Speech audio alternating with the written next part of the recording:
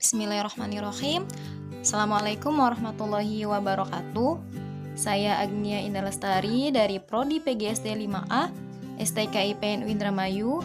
Di dalam video yang saya buat ini akan menjelaskan tentang tes dan non-tes untuk memenuhi tugas mata kuliah evaluasi pembelajaran di SD yang diampu oleh Ibu Kiki Fathiani MPD. Langsung saja, yang pertama itu pengertian tes. Apa itu tes? Tes merupakan himpunan pertanyaan yang harus dijawab, harus ditanggapi, atau tugas yang harus dilaksanakan oleh orang yang dites. Tes digunakan untuk mengukur sejauh mana seorang siswa telah menguasai pelajaran yang disampaikan, terutama meliputi aspek pengetahuan dan keterampilan. Selanjutnya ada alat penilaian tes. Yang pertama itu ada tes tertulis, kedua tes lisan, dan tes perbuatan. Tes tertulis adalah tes atau soal yang harus diselesaikan oleh siswa secara tertulis. Yang kedua ada tes lisan. Tes lisan itu tes yang merupakan sekumpulan soal atau tugas pertanyaan yang diberikan kepada siswa dan dilaksanakan dengan cara tanya jawab. Yang terakhir ada tes perbuatan. Tes perbuatan biasanya tes yang berupa kegiatan praktek atau melakukan kegiatan yang mengukur keterampilan. Teknik penilaian tes. Teknik penilaian siswa bisa dilakukan dengan yang pertama, ulangan harian, yang kedua tugas kelompok, yang ketiga kuis, yang keempat ulangan blok. Ulangan blok itu merupakan tes pada akhir beberapa materi pelajaran dengan bahan semua materi pokok yang telah diberikan.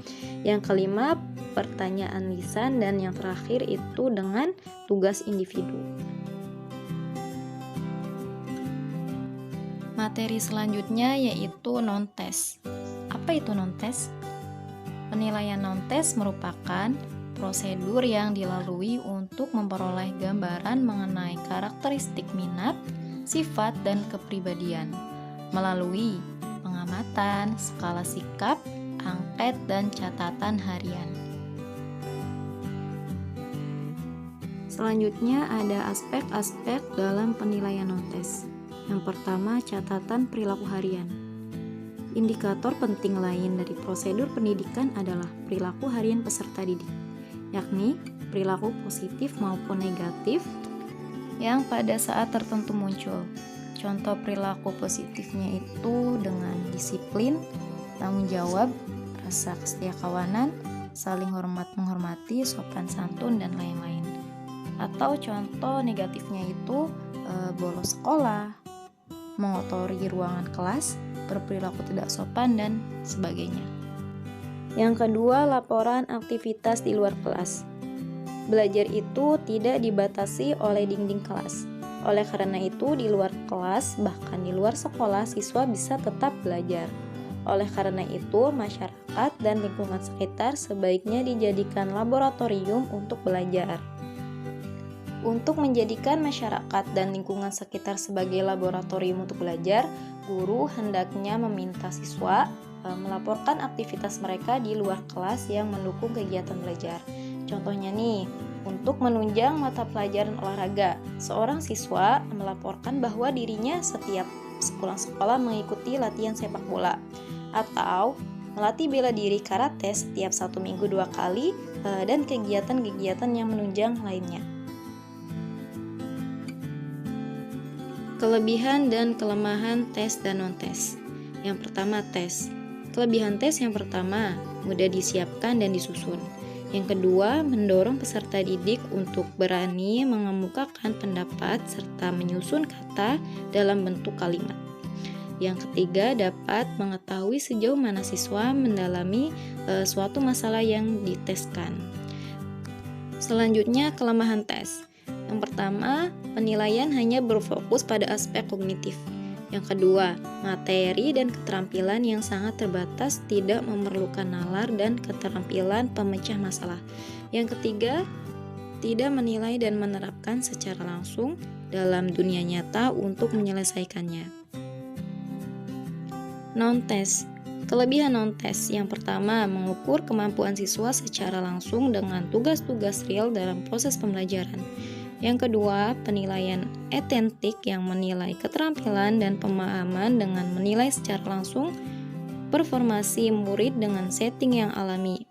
Yang ketiga, dengan menggunakan non-tes, guru bisa menilai siswa secara komprehensif bukan hanya dari aspek kognitif saja, tetapi juga afektif dan psikomotornya. Selanjutnya, kelemahan non-tes. Kelemahan non-tes itu penggunaan non-tes untuk menilai hasil dan proses belajar masih sangat terbatas jika dibandingkan dengan penggunaan alat melalui tes dalam menilai hasil dan proses belajar. Etika dalam tes. Yang pertama, kerahasiaan hasil tes.